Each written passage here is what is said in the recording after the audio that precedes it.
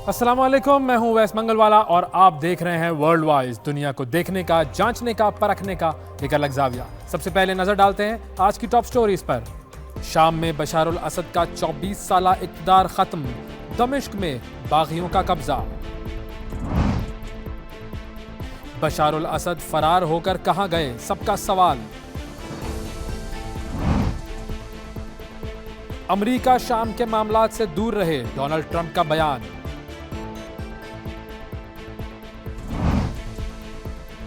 और 2034 का world cup क्या सऊदी अरब में हो पाएगा? जी, ये थी टॉप स्टोरीज और अब नजर डालते हैं आज की सबसे बड़ी खबर पर। मामला है सीरिया का, और सीरिया में हमने देखा कि जो सीरिया के जो बागी थे वो पिछले कुछ अरसे से बड़े बड़े शहरों में, सीरिया के बड़े बड़े शहरों में कब्जा करते जा रहे थे और सब लोगों को यही इंतज़ार था कि कब वो दमिश्क तक पहुंचेंगे। और अब ये मामला सामने आ गया है। सीरिया के जो रेबेल्स थे वो दमिश्क पहुंच चुके हैं और दमिश्क पहुंचकर उन्होंने दमिश्क पर कब्जा कर लिया है। और बशारुल असद की जो 24 साला हुकूमत थी, जो 24 साला इक़्तिदार था बशारुल असद का, वो अब ख़त्म हो चुका है। शामी बागियों ने दमिश्क में दाखिले के बाद सरकारी टीवी पर पहले ही खिताब में तमाम कैदियों के लिए आम माफ़ी का ऐलान कर दिया है और बागियों ने फतह का ऐलान करते हुए ये बताया कि शाम से बशारुल असद हुकूमत के तवील दौर का खात्मा हो गया है। तहरीर अल शाम के दमिश्क का कंट्रोल संभालते ही अवाम सड़कों पर निकल आए, जश्न मनाते रहे और सदर बशारुल असद के जो दमिश्क से फरार होने की खबरें भी गर्म हैं और किसी को ये नहीं पता कि वो कहाँ गए हैं। कुछ अरसे में ये बात हमें सामने पता चल जाएगी। वज़ीर आज़म जो है वहाँ के दमिश्क के वज़ीर आज़म मोहम्मद गाजी अल जलाली, उनका कहना यह है कि वो अवाम की मुंतखब करदा किसी भी क़यादत से ताउन के लिए तैयार हैं। फिर दूसरी तरफ जो नौमुंतखब अमरीकी सदर हैं डोनाल्ड ट्रंप, उनका बयान भी सामने आया है जिसमें उन्होंने इस मामले से लाताल्लुकी का ऐलान करते हुए ये कहा है कि ये हमारी जंग नहीं है और हमें शाम की जंग से किसी किस्म का कोई भी लेना देना नहीं है। उनका कहना यह था कि शाम हमारा दोस्त नहीं है और शामियों को लड़ने दो आपस में और इस गंदे खेल का हिस्सा मत बनो। बेहतर यह है कि अमरीकी हुकूमत इस मसले से दूर रहे। थोड़ा सा बैकग्राउंड हम देख लेते हैं कि हयातुत तहरीर अल शाम, इसकी तारीख़ क्या है और उसके जो सरबराह हैं अबू मोहम्मद अल जुलानी, ये कौन है। सदर बशारुल असद की फ़ौज के ख़िलाफ़ लड़ने वाला जो बागी गिरोह है हयातुत तहरीर अल शाम, माजी में ये अलकायदा से मुंसलिक रहा है और बागी ग्रुप ने कुछ रोज़ कबल कार्रवाइयाँ तेज़ करते हुए पहले हलब पे कब्जा किया, देखते ही देखते फिर अब वो आज दमिश्क में दाखिल हो गए हैं और बशारुल असद की फ़ौज को उन्होंने पीछे हटने पर मजबूर कर दिया। ये तमाम जो कार्रवाइयाँ थी इसकी क़यादत कर रहे थे अबू मोहम्मद अल जुलानी। उनका असल नाम है अहमद हुसैन अल शरा। 1982 में सऊदी अरब के दारुल हुकूमत रियाज़ में इस शख्स की पैदाइश हुई थी। वालिद उनके पेट्रोलियम इंजीनियर थे। ख़ानदान उनका 1989 में शाम वापस आया था जहाँ पर वो दमिश्क के करीब आबाद हुए थे। 2003 में इराक़ मुंतकिल हुए थे वो, जहाँ पर उन्होंने अलकायदा में शमूलियत इख्तियार की। अबू मोहम्मद अल जुलानी को 2006 में इराक़ में अमरीकी अफवाज ने गिरफ़्तार किया था। 5 साल तक वो उनकी कैद में रहे। रिहाई के बाद अल जुलानी को शाम में अलकायदा की एक ज़ैली तंजीम अल नसरा फ्रंट कायम करने की जिम्मेदारी सौंपी गई थी। इब्तदाई सालों में अल जुलानी ने अबू बकर अल बगदादी के साथ भी काम किया था। फिर 2013 में अल बगदादी ने अचानक ऐलान किया कि उनकी जो तंजीम है वो अलकायदा से ताल्लुक़ ख़त्म कर रही है और शाम में फैल रही है, जिससे अल नसरा फ्रंट को एक नई तंजीम दाइश में ज़म कर दिया गया था। लेकिन अल जुलानी ने इस तब्दीली को मुस्तरद किया और अलकायदा के साथ ही उन्होंने अपनी वफादारी बरकरार रखी। आईसिस को उन्होंने रिजेक्ट किया। फिर जुलाई 2016 में शामी शहर हलब हुकूमत के कब्ज़े में चला गया। वहाँ मौजूद जो मुसल्लह ग्रोह थे उदलब का रुख करने लगे। उसके बाद अल जुलानी ने ऐलान किया कि उनके ग्रुप का नाम बदल कर जहद फ़तह अल शाम कर दिया गया है। 2017 के अवाइल तक हज़ारों जंगजू हलब से फ़रार होकर इदलिब पहुँचे थे। अल जुलानी ने ऐलान किया कि उन ग्रुपों में से कई को अपने ग्रुप के साथ उन्होंने जम कर लिया है और फिर ये नया ग्रुप वजूद में आया, हयातुत तहरीर अल शाम, ये उसका नाम रखा गया। हयातुत तहरीर अल शाम का बेसिक मकसद जो था वो था कि बशारुल असद की जो आमराना हुकूमत है उससे शाम को आज़ाद करवाए और अब उन्होंने ये मकसद हासिल कर लिया है। सीरिया के हालात के हवाले से जानने के लिए हमारे साथ इस वक्त मौजूद हैं हसन अब्दुल्ला, जो कि सीनियर सहाफ़ी हैं और इस वक्त सीरिया में मौजूद हैं। हसन, बहुत शुक्रिया आपका, आपने प्रोग्राम के लिए वक्त निकाला। सबसे पहले तो ज़रा हमें ये बता दें कि वो जो एक इस्तिलाह इस्तेमाल होती थी कि जी डमस्कस हैज़ फॉलन, तो फाइनली डमस्कस हैज़ फॉलन और अब डमस्कस के, सीरिया के इस वक्त क्या हालात हैं, क्या सूरत हाल देख रहे हैं आप वहाँ पर? देखिए, इस वक्त यहाँ पे जश्न मनाया जा रहा है। वक्फे वक्फे से इस वक्त भी फायरिंग का सिलसिला जारी है, हवाई फायरिंग का। لیکن صبح جس وقت یہ اعلان کیا گیا کہ دمشق پر حزب اختلاف کی جماعتوں نے قبضہ کر لیا، اس وقت شدید قسم کی فائرنگ اور لوگ جشن منانے کے لیے، باوجود اس کے کہ فجر کا وقت تھا اور بہت یعنی صبح صبح کا وقت تھا، لیکن لوگ باہر نکل آئے، جشن منایا۔ اس وقت حزب اختلاف کی طرف سے مختلف بیانات جاری کیے گئے ہیں جس میں انہوں نے یہ لوگوں کو یقین دہانی کرانے کی کوشش کی ہے کہ سب لوگ محفوظ ہیں، کسی کے خلاف انتقامی کارروائی نہیں کی جائے گی، اور انہوں نے یہ بھی کہا کہ بالخصوص جو اقلیتیں ہیں جو ماضی میں بشار الاسد کی حکومت کی حمایتی تھیں، وہ بھی محفوظ ہیں۔ تو اس وقت یہ پولیٹیکل کنسولیڈیشن کا عمل جاری ہے، اور استطاعت کا انہوں نے یہ کہا ہے کہ جو نئی حکومت فارمیشن جلد از جلد عمل میں لائی جائے گی، اور جو لوگوں کی لاگت ہے ان پر نظر۔ اچھا مجھے حسن یہ بھی بتائیے گا کہ جیسے آپ نے کہا کہ یہاں پر جشن کا سا ایک سما ہے، تو اس کا مطلب ہے کہ جو پبلک سپورٹ ہے وہ کیا زیادہ تر جو ہے وہ بشار الاسد کے خلاف ہے؟ دیکھیے یہ تو بالکل واضح ہے۔ بات یہ ہے کہ بشار الاسد کی جو حکومت رہی ہے، اس سے قبل ان کے والد صاحب کی حکومت 1971 سے 2000 تک رہی، بشار الاسد کی حکومت 2010 تک رہی۔ اس میں ان کے جو حمایتی تھے، نمبر ایک ان کا تعلق یہاں پر ایک اقلیت سے تھا، تو اقلیت اکثریت پر زبردستی بندوق کے زور پر غالب کر رہی، پہلی بات یہ۔ دوسری بات، اکنامک پراسپیرٹی کے اینگل سے آپ دیکھیں تو ایسا نہیں ہوا کہ انہوں نے اگر اقلیت حکومت کے تحت کی لوگوں کو پاس پاؤ، یہاں پہ آپ بات کیسے ایک چھوٹا سا ٹھیک تھا، ایک چھوٹا سا گروپ تک ہوا کہ اکنامکس حالات تھے، اور جو اس پہ ایک چھوٹے سے گروہ کو واقعی ہوا۔ ظاہر ہے یہ فیکٹر سے بات سامنے رکھیں گے تب سے آپ سمجھ سکتے ہیں کہ شدید مخالفت کی تھی۔ اس کے علاوہ اور بہت سنگین معاملات ہیں، مثال کے طور پہ لوگوں کو اٹھا کے غائب کر دینا، ہزاروں لوگ جو رژیم کی جیلوں میں بند تھے، بہت سی فیملیز کو یہاں پتہ بھی نہیں تھا کہ ان کے گھر والے زندہ بھی ہیں یا نہیں، لاپتہ افراد ان کو بنا دیا گیا تھا۔ اور جب حزب اختلاف نے مختلف صوبوں میں مارچ کیا تو وہاں پر انہوں نے ایک کام یہ کیا کہ جتنی بھی مرکزی جیلیں تھیں ان سے لوگوں کو آزاد کر دیا، اور یہ ایک بہت بڑا فیکٹر ہے یہاں پر۔ بہت سے لوگ اس بات سے ظاہر واقف ہیں کہ یہ پورا معاملہ جو شروع ہوا 2011 میں، وہ ایک 13 سالہ بچے کو رجیم کے فوجیوں نے اغوا کیا، اس کا تشدد کیا، اس کو قتل کر دیا۔ تو وہاں سے یہ معاملہ شروع ہوا تھا۔ اس کے بعد جب لوگ پرامن مظاہرہ کر رہے تھے تو ان پر گولیاں چلائی گئیں، تو ظاہر ہے لوگ اس تاریخ سے واقف ہیں۔ بالکل۔ اچھا حسن مجھے یہ بھی بتائیے گا کہ جو بشار الاسد کی جو حامی فورسز یا یوں کہیے کہ جو گورنمنٹ فورسز ہیں وہ بالکل بھی رسپونڈ نہیں کر سکی، ریٹیلیٹ ان کی طرف سے کسی قسم کا نہیں کیا گیا، کوئی مزاحمت نہیں ہوئی، اور جو باغی فورسز تھیں یا جو بشار الاسد کے خلاف کی فورسز تھیں وہ بہت آسانی سے یہ قبضہ کر گئیں، ایسا کیوں ہوا؟ اس کی مختلف وجوہات ہیں۔ ایک وجہ تو یہ کہ پہلی مرتبہ تقریباً 13 مختلف حزب اختلاف کے گروپ، جن میں نظریاتی اختلافات بھی ہیں، لیکن وہ سب اکٹھے ہوئے ایک سنگل پوائنٹ ایجنڈا کے ساتھ کہ بشار اسد کی جو رژیم ہے اس کو ہٹانا ہے۔ تو اس میں وہ جماعتیں بھی تھیں جو اسلام پسند تھی، سیکولر جماعتیں بھی شامل تھیں، سنگل پوائنٹ ایجنڈے پر تب اکٹھے ہوئے، بہت کوآرڈینیٹڈ ملٹری اسٹریٹجی کی تھی۔ ایون جو پولیٹیکل کنسولیڈیشن کی بھی کوشش کی جا رہی ہے، اس میں بھی بہت کوآرڈینیشن دیکھنے میں آتا ہے۔ ایک تو وجہ یہ تھی۔ دوسری وجہ جو یہ کہ بشار الاسد کے ساتھ جو بہت سے لوگ تھے وہ ڈیمورلائز تھے، یہ محسوس شاید بہت سے لوگوں نے کیا کہ عام سپاہی کے لیول تک ان کو وہ مراعات نہیں مل رہی تھی۔ ان کی تنخواہیں بہت کم تھی۔ چند ہفتہ قبل بشار الاسد نے دوبارہ اعلان کیا تھا 50% سپاہیوں کی تنخواہیں بڑھانے کا، لیکن وہاں پر بھی ظاہر ہے وہ جو ان کی ان کا حوصلہ تھا وہ کافی پست تھا۔ یہ مختلف فیکٹرز اکٹھے ہو گئے۔ صحیح۔ اور یہ اب جو سارے گروپس یکجا ہو کر جنہوں نے بشار الاسد کو ہٹایا ہے، تو اب ان میں سے کون سا گروپ ایسا ہے کہ جو کہ آگے آنے والی جو حکومتی نظام جو ہے اس کو مینلی سنبھالے گا، کون لیڈ کرے گا آگے آنے والی حکومت کو؟ اس حوالے سے کوئی بات سامنے آئی ہے؟ نہیں، اس حوالے سے کوئی بات سامنے نہیں ہے۔ انہوں نے یہ کہا ہے کہ پاور شیئرنگ ہوگی یا کس قسم کا میکینزم ہوگا یہ دیکھا جائے گا۔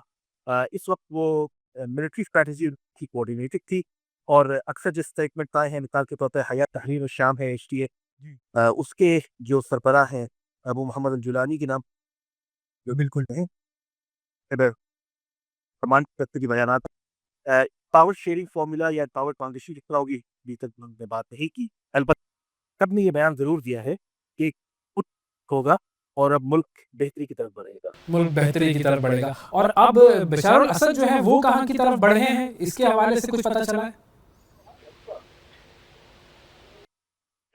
नहीं, इसमें मुख्तलिफ रूमर्स हैं, मिसाल के तौर से कहा जा रहा है कि शायद ईरान चले गए या रूस चले गए, मुख्तलिफ ऑप्शंस मौजूद हैं।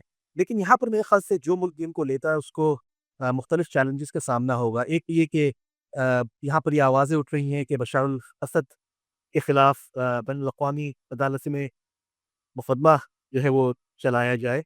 क्राइम्स अगेंस्ट ह्यूमैनिटी की वजह से केमिकल हथियार इस्तेमाल किए, लोगों पे बैरल बॉम्ब्स गिराए, इंडिस्क्रिमिनेटली लोगों को जो है वो शहीद किया।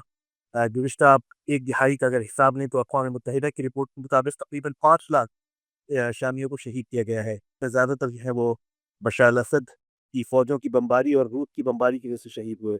तो मेरे ख्याल से अगर कोई मुल्क उनको लेना चाहेगा तो परसेप्शन मैनेजमेंट के पॉइंट ऑफ व्यू से उसके लिए शायद इतना मुफीद साबित ना हो। सही। और फाइनली मैं आपसे ये जानना चाहूँगा, क्योंकि ज़ाहिर है आप जहाँ पर मौजूद हैं वहाँ ज़ाहिर है और भी दुनिया के मीडिया के लोग आए हुए होंगे, तो जो वेस्टर्न मीडिया है इस वक्त और जो वेस्टर्न सेंटिमेंट है इस हवाले से वेस्टर्न पॉलिटिकल फिगर्स का, वो क्या है?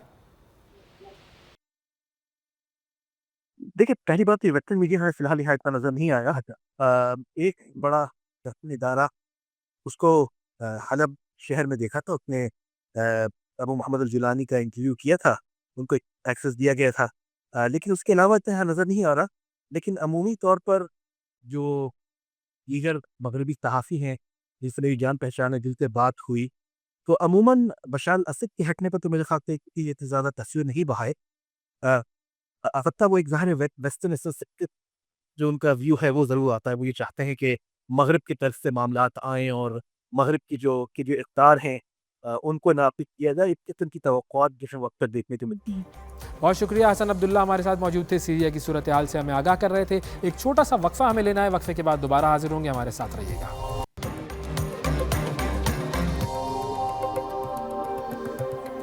Welcome back. ब्रेक के बाद एक मरतबा फिर आपको वर्ल्ड वाइज में खुशामदीद कहते हैं। जो हालात इस वक्त शाम के यानी कि सीरिया के और जो हालात इस वक्त फ़लस्तीन के चल रहे हैं, उस हवाले से बहुत सारे लोग ये बात सोचने पर मजबूर हैं कि ये क्या सारे मामलात कुरान करीम में बयान किए गए हैं और बैतुल मक़दस के हवाले से क्या फ़रमाया गया है कुरान करीम में, अहादीस मुबारका में क्या बात बताई गई है कि ये जो ख़ित्ता है शाम का ख़ित्ता और जो ये फ़लस्तीन का ख़ित्ता है, इस हवाले से क्या कहा गया है अहादीस में और कुरान में कि इस खित्ते पर क्या यहूदियों का और जो ज़ायनिस्ट हैं बुनियादी तौर पर उनका कब्ज़ा हो जाएगा और फिर उसके बाद क्या होना है। इस हवाले से हमने सोचा कि बात की जाए और हमारे साथ इस सेगमेंट में गुफ्तगू करने के लिए यूके से हमें ज्वाइन कर रहे हैं हिस्टोरियन हैं अदनान रशीद साहब। उनसे हम ज़रा इस हवाले से बात करते हैं। जी अदनान रशीद साहब, अस्सलाम वालेकुम।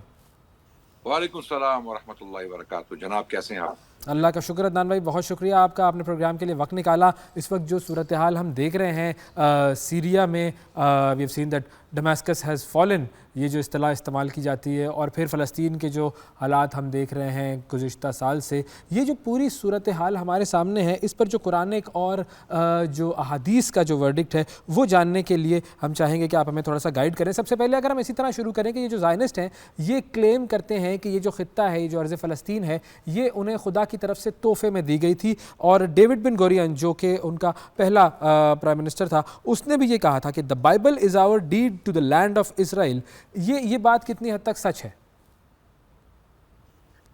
देखिए, सबसे पहले तो आपने देखना है कि ये ज़ायनिस्ट मूवमेंट जो है इसकी जो इब्तदा है वो कब हुई।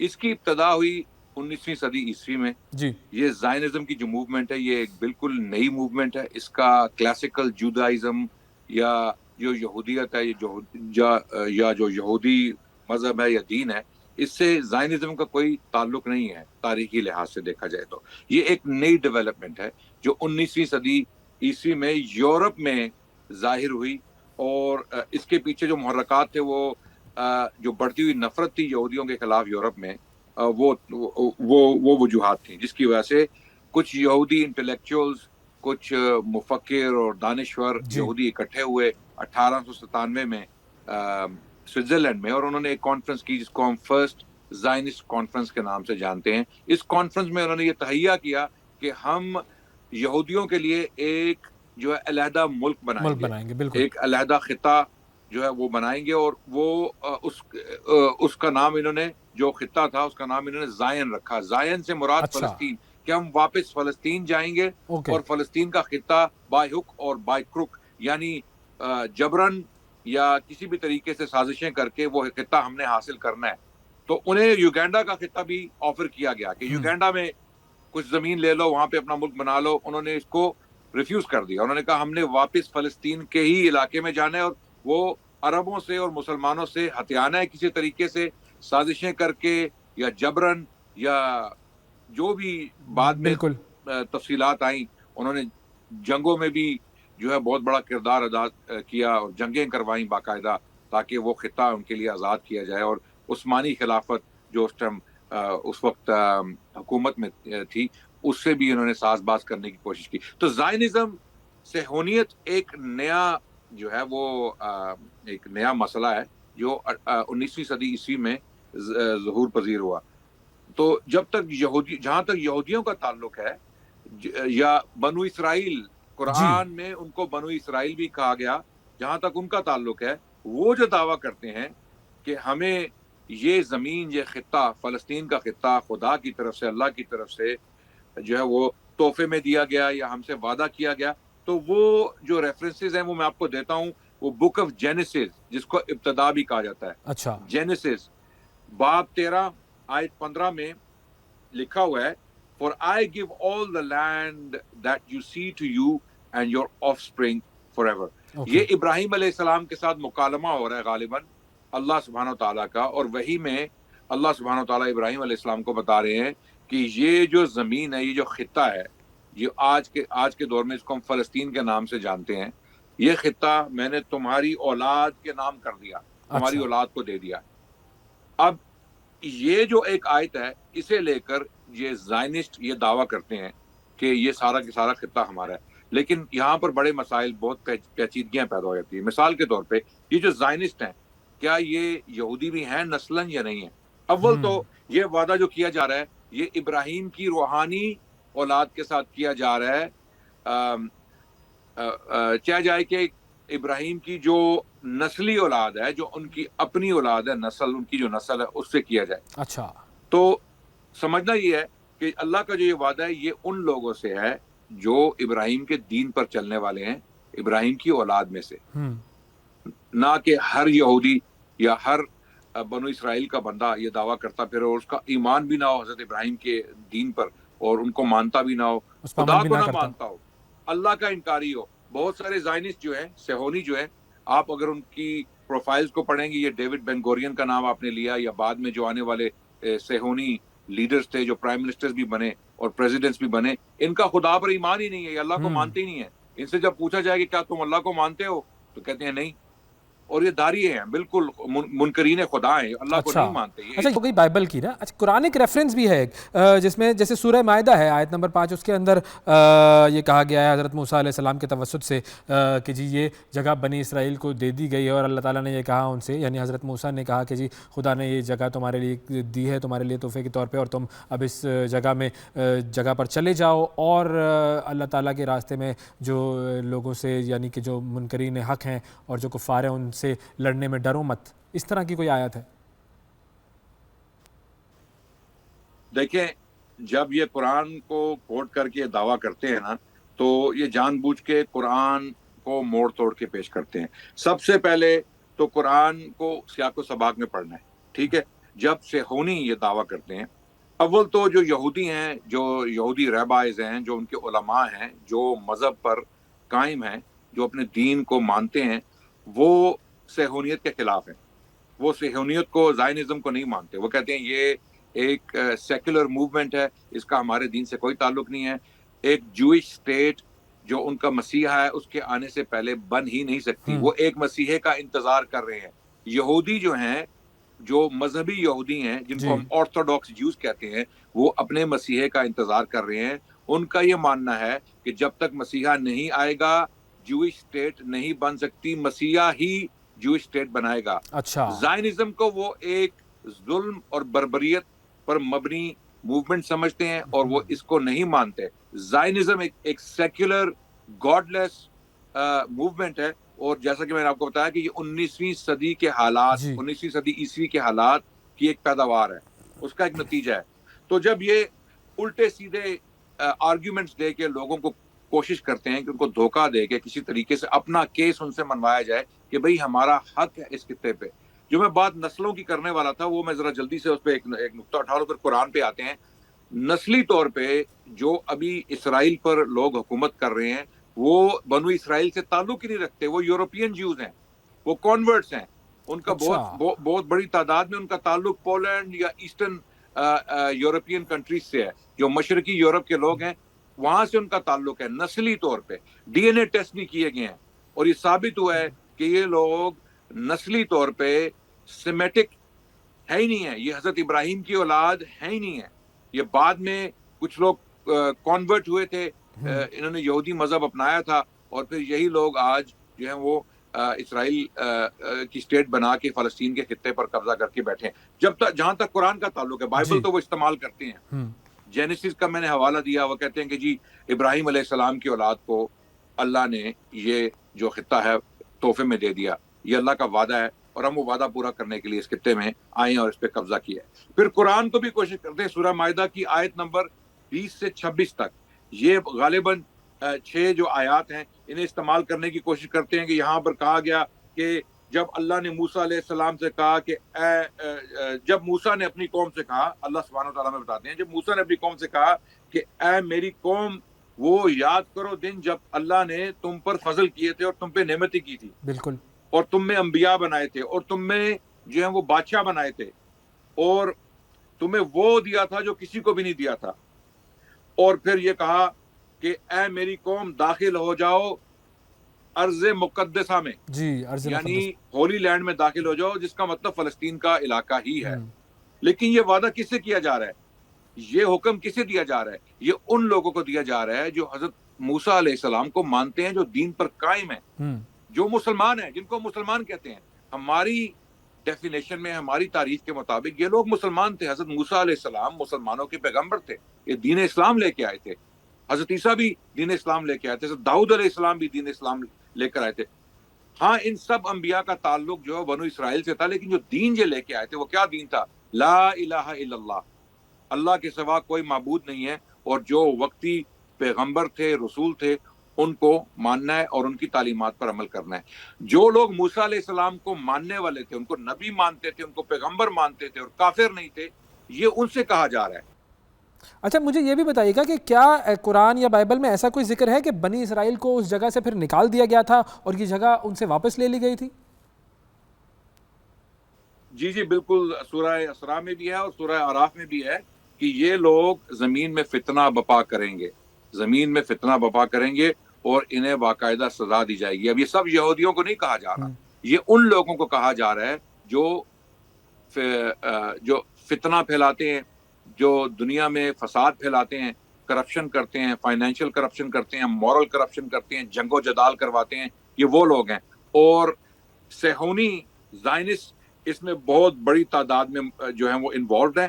پوری دنیا کو پتہ ہے کہ وہ میڈیا پہ بھی قابض ہیں, بینکنگ سسٹم پہ بھی قابض ہیں, اور پولیٹیشنز کو بھی خریدا ہوا ہے, اور ہر انفلوئنشل ادارے میں ان کا جو ہے وہ اثر و رسوخ پایا جاتا ہے. اور یہی وہ لوگ ہیں, مجھے یقین ہے اس بارے میں کہ یہی وہ لوگ ہیں جن کے بارے میں قرآن میں جو آیات آئی ہیں کہ یہ لوگ زمین میں فساد بپا کریں گے اور انہیں پھر جو ہے اللہ کی طرف سے سزا دی جائے گی, اللہ اپنے بندوں کو ان پر مسلط کر دیں گے. اور اس کا ہم آپ کو اگر آپ چاہیں تو اس کی انشاءاللہ ہم آپ کو حوالے بھی دیتے ہیں قرآن سے, جی جی جی, کہ قرآن پاک میں اللہ سبحانہ تعالیٰ نے جو ہے اس کا ذکر کیا ہے ضرور سورہ اعراف میں. مثال کے طور پہ کہ جب اللہ سبحانہ تعالیٰ نے, یہ سورہ اعراف کی آیت نمبر 167 ہے, کہ جب اللہ سبحانہ تعالیٰ نے یہ اعلان کر دیا and when your Lord announced that he would certainly send against them to the day of resurrection those who would subject them to severe torment, most surely your Lord is quick to requite evil and most surely he is forgiving merciful. یعنی انہیں سزا دی جائے گی. اللہ سبحانہ تعالیٰ قرآن میں فرما رہے ہیں سورہ اعراف میں आयत नंबर 167 में कि अल्लाह सुब्हानहू ताला इनके ऊपर जो है इनके फसाद की वजह से, इनके गुनाहों की वजह से जो है इनको सजा दी जाएगी। तो अभी जो ये जुल्म कर रहे हैं फ़लस्तीन में, जो इतनी बड़ी तादाद में बेगुनाह लोगों को इन्होंने मार दिया और उससे भी ज़्यादा बड़ी तादाद को बेघर कर दिया, तो यकीनन अल्लाह के यहाँ जो है वो इंसाफ है, अल्लाह इंसाफ करेंगे बिल्कुल, बिल्कुल। और इसकी सज़ा इन जालिमों को मिल। अच्छा, एक और चीज़ मुझे बताइए, क्या एंड ऑफ टाइम्स के हवाले से कोई ऐसी पेशगोई है कि जिसमें ये कहा गया हो कि यरूशलेम जो है वहाँ पर उनकी इबादतगाह बन जाएगी और यसरब जो है उसको तबाह कर दिया जाएगा, ऐसा कुछ है क्या? देखें, प्रोफेसीज के जहाँ तक ताल्लुक है, बहुत सारी प्रोफेसीज हैं। दज्जाल के बारे में प्रोफेसीज है कि दज्जाल आएगा और दज्जाल के जो मानने वाले होंगे 70,000 इस्फहानी यहूदी होंगे उसके साथ, 70,000 इस्फहानी यहूदी जिन्होंने अपनी रंगीन चादरें पहनी होंगी, तो वो उसका साथ देंगे, उसकी पुष्पनाई करेंगे। ठीक है, अब ये यहूदी कौन होंगे, किस किस्म के यहूदी होंगे, ये हम आगे जब ये प्रोफेसीज फुलफिल होंगी तो हमें पता चलेगा। लेकिन ये प्रोफेसीज हैं कि दज्जाल, मसीह दज्जाल जब आएगा तो यहूदी उसका साथ देंगे, ये हदीस में मौजूद है। और फिर जब ये सब लोग एक जगह इसराइल में इकट्ठे हो जाएंगे या फ़लस्तीन के खित्ते में इकट्ठे हो जाएंगे, तो दज्जाल और उसके मानने वालों के साथ बाकायदा जंग होगी, यहाँ तक कि ये लोग पत्थरों के पीछे छुपेंगे। जो दज्जाल के मानने वाले यहूदी होंगे, जो अमन और सुकून और इंसाफ के दुश्मन होंगे, जो नबी के साथ जंग करेंगे। उस वक्त ईसा अलैहिस्सलाम का नुज़ूल हो चुका होगा। ईसा अलैहिस्सलाम के बारे में हदीसें हैं कि ईसा अलैहिस्सलाम जो है वो नाजिल होंगे, वो दमिश्क में मस्जिद के मीनारे के साथ नाजिल होंगे और उस वक्त मुसलमान नमाज पढ़ने के लिए जमा होंगे। तो ईसा अलैहिस्सलाम को पहचान लिया जाएगा और उन्हें कहा जाएगा कि आप नमाज पढ़ाइए। तो ईसा अलैहिस्सलाम मुसलमानों के इमाम को आगे धकेल देंगे कि आप नमाज पढ़ाइए। इससे वो ये जाहिर करना चाह रहे हैं कि मैं मोहम्मद रसूलुल्लाह सल्लल्लाहु अलैहि वसल्लम की शरीयत का पैरोकार हूँ, मैं अपना मज़हब, अपना दीन जो मैंने जिसका प्रचार करना था वो मैं कर चुका हूँ, मेरी मिनिस्ट्री ख़त्म हो चुकी है, अब मैं वो काम करने आया हूँ जिसके बारे में मुझे अल्लाह सुब्हानहू ताला ने ज़िंदा रखा हुआ था, मैं वो काम करने आया हूँ। तो जिसके बारे में रसूलुल्लाह सल्लल्लाहु अलैहि वसल्लम ने फरमाया, बताया हमें हदीसों में, जब ईसा अलैहिस्सलाम नाजिल होंगे तो उनमें से एक काम जिस काम के लिए उनको भेजा जाएगा वो है दज्जाल का कत्ल, दज्जाल को मारेंगे।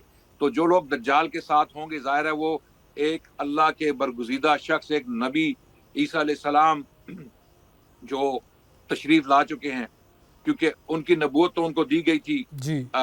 जब वो पहली बार आए थे, जब वो हज़रत मरियम अलैहिस्सलाम से पैदा हुए, उनकी नबूवत उनको दी गई। तो नबी का टाइटल उनके साथ अभी भी मौजूद है और वो अल्लाह के बरगुज़ीदा बंदे हैं और उनके खिलाफ दज्जाल और उसके मानने वाले जंग करेंगे, जिसकी वजह से वो जो है वो उन पर अल्लाह की लानत भी बरसेगी और अल्लाह की पनिशमेंट भी आएगी और अल्लाह का अजाब भी उन पर नाजिल होगा। और दज्जाल जो है वो हज़रत ईसा अलैहिस्सलाम को बाबे लुद के पास देख के पिघल जाएगा। ये सारी पेशन गोइयाँ फ़लस्तीन के बारे में ही हैं, यहीं सब कुछ होने वाला है। ये सारा जो आज मिडल ईस्ट का जो के हालात हैं जो आप देख रहे हैं, इनसे यही जाहिर होता है कि कुछ होने वाला है। बिल्कुल बिल्कुल, बहुत शुक्रिया अदा करेंगे। अदनान रशीद साहब हमारे साथ मौजूद थे और बड़ी अहम बातें हमें कुरान और हदीस के हवाले से हमें बताई उन्होंने। बुनियादी तौर पर मामला यही है, जो कुछ हम आज देख रहे हैं पूरे इस मिडिल ईस्ट में और जो कुछ यहाँ पर तनाज़ात चल रहे हैं, कुछ होने वाला है, ये क़यामत की निशानियों में से एक निशानी है। और जो हम जब कुरान को देखते हैं, हम जब अहादीस को देखते हैं, तो हमें यूँ लगता है कि हर चीज़ खोल कर हमारे सामने बहुत पहले से बयान कर दी गई है, सिर्फ़ हमारा उस पर ईमान कमज़ोर होता है, सिर्फ़ हमारा उस पर जो बिलीफ है वो नहीं होता है। हज़रत ईसा अलैहिस्सलाम का ज़हूर दमिश्क से, सीरिया से, शाम से होना ये एक बहुत बड़ी निशानी है। फिर फ़लस्तीन में जो कुछ हो रहा है ये एक बहुत बड़ी निशानी है। और इस हवाले से हमें मुताला अपना वसी करना चाहिए और अल्लाह ताला से दुआ भी ये करनी चाहिए कि अल्लाह ताला हमें जो है वो हक़ के रास्ते पर रखे। एक छोटा सा वक्फ़ा हमें लेना है, वक्फ़े के बाद दोबारा आपकी खिदमत में हाज़िर होंगे। ये है वर्ल्ड वाइज, हमारे साथ रहिएगा।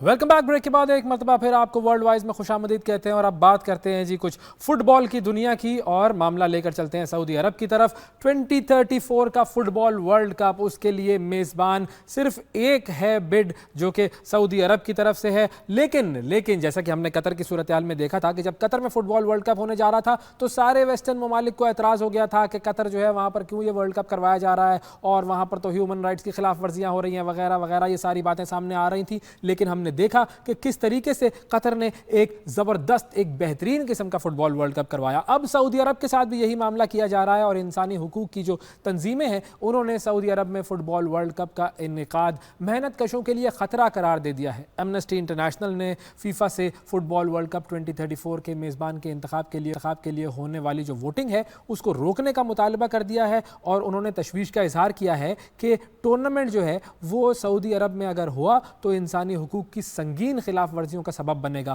फिलवक्त सऊदी अरब 2034 फुटबॉल वर्ल्ड कप की मेज़बानी के लिए वाहिद उम्मीदवार है। 11 दिसंबर को फीफा के इजलास में उसे वर्ल्ड कप की मेज़बानी देने के मुतालिक वोटिंग कराई जाएगी। और अब ये जो सारा मामला है इस पर हम बात करेंगे। हमारे साथ मौजूद हैं स्पोर्ट्स जर्नलिस्ट उमैद वसीम साहब, उनसे हम जानते हैं कि ये सूरत हाल क्या है और इश्यूज़ क्या आ रहे हैं। अस्सलाम वालेकुम उमैद, थैंक यू आपने बहुत वक्त निकाला हमारे प्रोग्राम के लिए। ये बताइए कि ये जो बिडिंग होती है फीफा वर्ल्ड कप की, उसका प्रोसेस क्या होता है, और सऊदी अरब के हवाले से जो एतराज़ात हैं एमनेस्टी इंटरनेशनल के, वो एमनेस्टी का मुतालबा क्या है बुनियादी तौर पर सऊदी अरब से? हम देखिए, सबसे पहले तो फीफा की जो बिडिंग होती है ना, वो यूजुअली होती है कि फीफा के जितने सारे मेंबर ममालिक हैं इंक्लूडिंग पाकिस्तान, ये सब वोट करते हैं। उसमें यूजुअली ये होता है, पहले हमने देखा है कि 1 से 2 या 2 से 3 कंट्रीज आपस में कंटेस्ट कर रहे होते थे। जो नई मूव आई है ना, उसमें उन्होंने ये किया है कि उन्होंने अब सिंगल बिड्स कर दिए हैं। ठीक, मतलब जैसे सऊदी अरेबिया जो है ना, वो एक सिंगल लोन बिडर है। इसी तरह 2030 का जो वर्ल्ड कप है उसके लिए मोरक्को, स्पेन, पोर्चुगल और फिर 3 मैचेस जो हैं वो साउथ अमेरिका में हो रहे हैं। ओके, तो वो उन्होंने इस तरह कर दिया कि अब बस सिंगल बिडर है, और अब जो है ना वो सबने वोट करना है, और मोस्ट लाइकली यही होगा कि सऊदी अरेबिया को सबसे वोट्स मिल जाएंगे। ठीक है। अच्छा, फीफा जो है ना वो उनकी एक बिड इवैल्यूएशन होती है, तो वो अभी उन्होंने थोड़े दिन पहले रिलीज की, जिसमें सऊदी अरेबिया को 4.2 की rating the out of 5। Okay, तो अब फीफा ने अपनी इवैल्यूएशन कर ली है, लेकिन उनके कुछ ये होते हैं, कुछ क्लॉजेस के भाई हम एक टूर्नामेंट आपके पास लेकर आ रहे हैं तो कुछ चीजें हो, कुछ उसका इम्पैक्ट हो, लेगेसी हो, तो उसमें वो ये चाह रहे होते हैं कि हाँ जी, ह्यूमन राइट्स जिस कंट्री में हम जा रहे हैं वहाँ ह्यूमन राइट्स वायलेशन ना हो रही हो। वो एक बुरा मैसेज देता है ना दुनिया को कि आप ऐसे कंट्री में वर्ल्ड कप करा रहे हैं जहाँ पर कोई जंग चल रही हो या कुछ इस तरह हो रहा हो। तो खैर सऊदी अरेबिया में जंग तो नहीं चल रही, लेकिन ऑफ कोर्स शोर है, क्योंकि एमनेस्टी और ह्यूमन राइट्स वॉच ने बहुत सारी चीजों का वो किया है कि जी वहाँ ये हो रहा है और ये हो रहा है, तो इस वजह से एक थोड़ा सा इशू है। ओके, अच्छा, अब फीफा पर यह भी एक तनकीद की जा रही है कि जो 2034 का जो वर्ल्ड कप है उसकी जो मेज़बानी का फैसला हुआ है कि जी ये सऊदी अरब को मिलेगा, ये एक बाकायदा प्लानिंग के तहत किया गया है, ऐसा भी कुछ हुआ है क्या?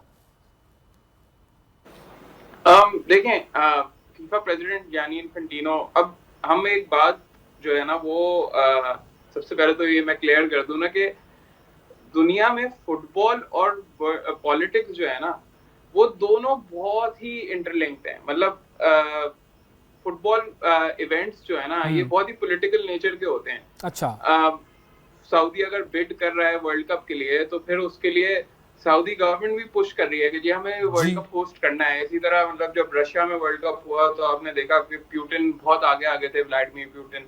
इसी तरह ब्राजील में जब हुआ तो उनकी लीडरशिप बहुत आगे थी, जर्मनी में हुआ तो उनकी लीडरशिप बहुत आगे थी। तो ये जो है ना वर्ल्ड कप होस्ट करना ना, इट्स लाइक ये बहुत पॉलिटिक्स, इंटरनेशनल पॉलिटिक्स पे डिसाइड हो रहा होता है। फीफा प्रेसिडेंट के पिछले कुछ सालों में ना सऊदी क्राउन प्रिंस से ना बहुत ज्यादा ताल्लुकात बन गए हैं। अच्छा, और सऊदी अरेबिया को और भी कुछ इवेंट्स मिले हैं होस्टिंग के लिए। तो बेसिकली अब हुआ ये है कि उन्होंने सऊदी अरेबिया की जगह बनाने के लिए जो एक तनकीद आ रही है वो ये कि 2030 का जो वर्ल्ड कप है ना वो था फीफा का सेंटिनरी एडिशन वर्ल्ड कप, और मतलब 100 साल हो 100 गए थे साल, वर्ल्ड कप बिल्कुल। को। तो उसमें ये था कि यूरुग्वे और अर्जेंटीना ने जो है ना वो क्या था कि ये हमें वर्ल्ड कप दे दें, क्योंकि हमने 1930 का वर्ल्ड कप पहला होस्ट किया था, तो हमें दे दें। ठीक है। लेकिन फिर फीफा ने एक फॉर्मूला निकाला, उन्होंने बोला नहीं, मोरक्को, कनाडा, मोरक्को, स्पेन और पोर्चुगल को हम वर्ल्ड कप दे दें, और आप जो है ना वो एक एक मैच होस्ट कर लें उस वर्ल्ड कप का। तो उसके बाद जो है ना वो सऊदी के लिए रास्ता क्लियर हो गया 2034। उसकी वजह से वो लोग कह रहे हैं कि ये जो प्लानिंग कर लिया इन्होंने। बहरहाल पॉलिटिक्स है, हर जगह इन्वॉल्व हो जाती है। तो अब सऊदी अरब की तरफ से किस किस्म का रिस्पांस आ रहा है? ये जो ख़ास तौर पर एमनेस्टी इंटरनेशनल के जो मामलात आए हैं, बयान जो उन्होंने दिए हैं कि जी ये इंसानी हुकूक की खिलाफ वर्जी हो जाएगी वगैरह वगैरह, तो सऊदी अरब अब क्या करेगा और वो किस तरह से रिस्पॉन्ड करेगा? सऊदी अरेबिया ने ये बोला है कि जी हाँ हम रिफॉर्म करने की कोशिश करेंगे। फीफा ने बोला है कि हाँ Saudi Arabia has made a commitment to reform. सही है। अब ये बात यहाँ पे खत्म हो जाती है। सही है। देखिए, जो एमनेस्टी या अब एक कह लें कि एक जो यूरोपियन माइंडसेट है वो ये चाह रही है कि आप एक अल्ट्रा मॉडर्न, जैसे मतलब आप you can not expect Saudi Arabia to all of a sudden become Europe, even though it's heading that way. हाँ। बट आप ये एक्सपेक्ट नहीं कर सकते ना कि आप सऊदी अरेबिया में इतनी मुस्लिम होली साइट्स हैं और वो सारी चीजें, वहां पर आप इतना फ्री या मतलब उस तरह का यूरोपियन माहौल तो नहीं बना सकते। बिल्कुल। तो सऊदी अरेबिया ने ऑफकोर्स, जाहिर सी बात है, एमनेस्टी का प्रेशर है, तो शायद ये हो कि कफाला सिस्टम जो है ना वो वहां से हट जाए और फिर माइग्रेंट वर्कर्स के लिए थोड़ी आसानियां हो जाएं, कॉन्ट्रैक्ट सिचुएशंस बेहतर हो जाएं, कॉम्पनसेशन अच्छी हो जाएं। ऑफकोर्स देखिए, वर्ल्ड कप जहां पर भी होता है वहाँ वर्कर डेथ्स होती हैं, क्योंकि स्टेडियम्स बनाना जो है ना वो बड़ा मुश्किल काम बिल्कुल, है। बिल्कुल। 10,000 चीजें होती हैं, रोप क्लाइंबिंग, वो रोप से लटके हुए होते हैं, रूफ पे काम हो रहा होता है, तो वो सब चीजें होनी हैं। तो उस पर यही है कि एमनेस्टी या ह्यूमन राइट्स वॉच ये कहेंगे कि जी आप फैमिलीज को कॉम्पनसेट अच्छा कर दें, तो Saudi Arabia might come out and से कि हाँ ठीक है हम ये कर देंगे। तो वो सारी एश्योरेंसेस ऑफ कोर्स मिल जाएंगे उनको, और मतलब the world cup will go ahead.